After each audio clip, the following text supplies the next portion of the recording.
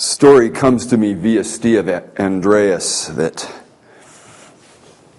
Erickson would be brought into the room, and the participants, because he tended to speak softly, would gather close to him, and he'd look from one to another to another. And then he posed this question. He said, "What is psychotherapy?"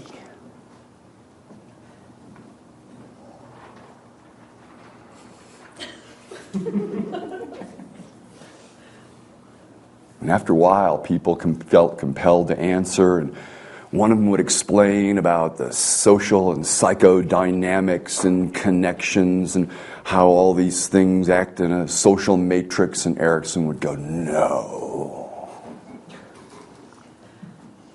And then another person,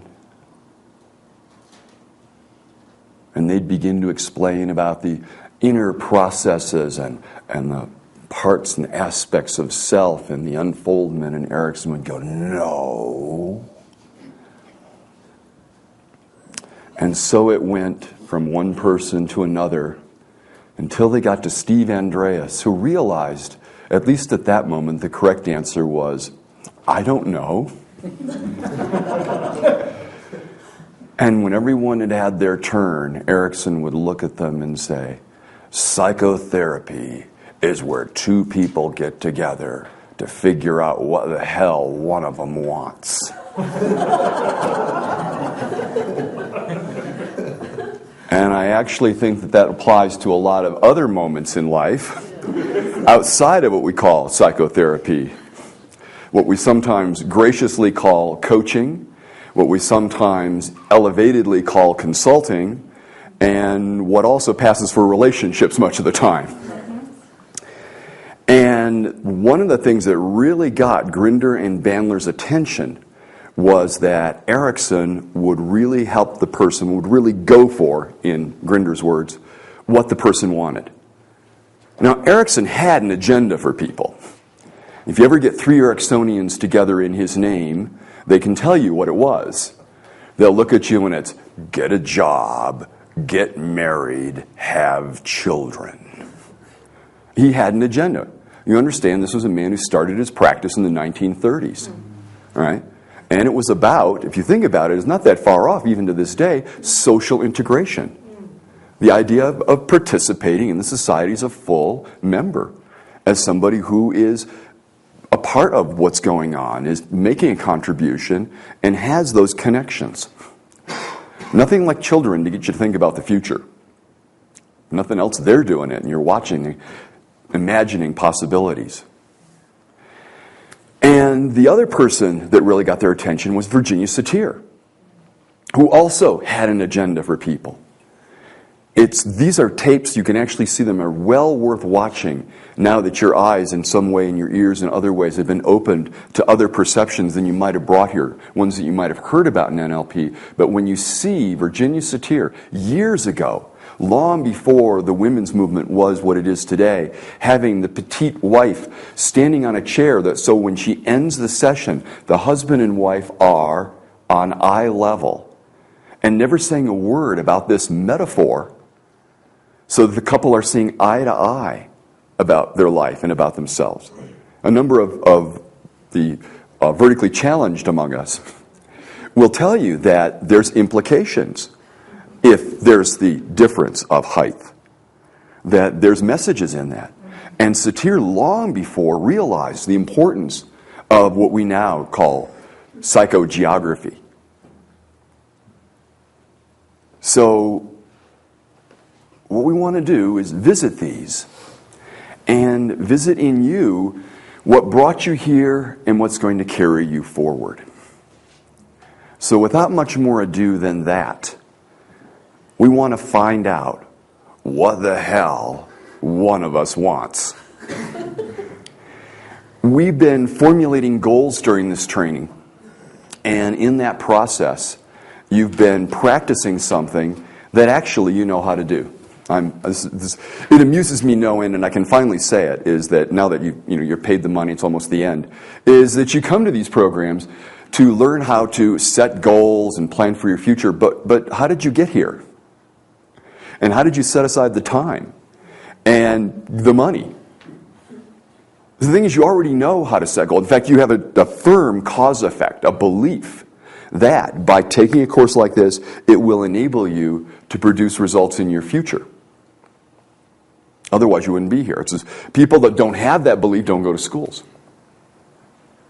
So, even then, now here's the difference, and now, listening ear, is you go to a book like Think and Grow Rich by Napoleon Hill, who claimed it's a model of successful people. Now, his idea of successful people were robber barons. Robin bearers, that too.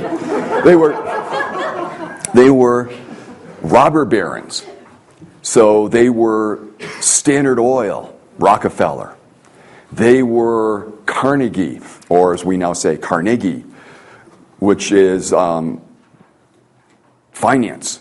It was Pullman and the old Pullman trains. It was Gates. No, that comes later. So there were these people that he modeled. And when he asked them about their goals, he said they had goals that were above and beyond their everyday concerns. Now, can you hear that now? The neurolinguistics of that. And we all make goals, but if you have a goal that's above and beyond lunch, that's above and beyond put the telephone bill in the mail, that's above and beyond pick up the kids from school, you still have those goals. You still do those things, right? Just because you have big goals doesn't mean you don't, you have a life, right? Both. Okay. Now, some people have it like, I'm too important to pick my kids at school. This goes to the English. There's this thing, yes, well, I decide the important things in the family. I decide when we go to war, who will be the prime minister. My wife decides the minor things, how many children we'll have, where we'll live. Yeah, it's just, people get confused about this. I mean, you have these everyday concerns, and then what gives your life direction? Sometimes it's called purpose. That sense of above and beyond your everyday concerns. Now, the other thing that we now realize is that when Napoleon Hill was writing this, he said they had big goals. Now, this is confusing big content with big picture. Because they would control the oil industry, control the finance markets of America, control the software on every desk. Now, the thing is, these are big goals. And it makes the world very interesting for people to have big goals. It's also, in terms of an orienting response, very possible to take a simpler goal, to take something that people don't think is grand but could make a huge difference, about utilizing these skills, and when you greet people, when you interact with people, to make it a covenant of good communication, to bring your best to that, to realize that conflict is the nature of another model of the world and an opportunity to learn, to realize that other people are not only there for fun and reproduction, they're also there to learn other patterns from. And you can make that goal, but that goal doesn't seem as grandiose as controlling the oil industry or geopolitics. But if you were somebody, and Gandhi was somebody who had both of those, who would have the big goal of freeing a country, but he also had a goal which was a person to a person. And in that, you can make that goal big in your mind to remind you about the importance of your children to you and how you want to interact with them, especially when they turn into monsters called teenagers. Because this too shall pass, and they actually need a lot of help at that point. And you can hold that goal of two people interacting. And you can hold that large in the same way that you can hold controlling an industry large. Because the brain don't know the difference. Right? If it's above and beyond your everyday concerns, it can direct your attention. Also, you want to be careful, because you make it too big, it's bigger than the both of us. Curious thing, when you begin to do this modeling, is that we found Bandler for a while was doing these seminars, make your goal 40 feet across, and Technicolor, and 3D, and then behind you have 400 black singers. These are these ladies. They have them in Chicago, the choirs, you've seen them, Channel 25, and they're going, you got your goal! And this can be very motivating. It was discovered, though, that some people do that, and it's tremendously motivating. Other people go, it's too big. And actually bringing it down to earth, some people found it made that goal so much easier to do. Instead of it being something that was up there, it was like, I could do that. And we hear this again in the language, bringing something down to earth. And yet whoever thought of connecting the way we talked about things with the way we represent things with the way that we can react, that we can change, that we can create our lives. As Bandler said, see what I mean? 2,000 years of psychology, nobody noticed that. Not a lot of people on the ball. What we got to realize here is that in our world...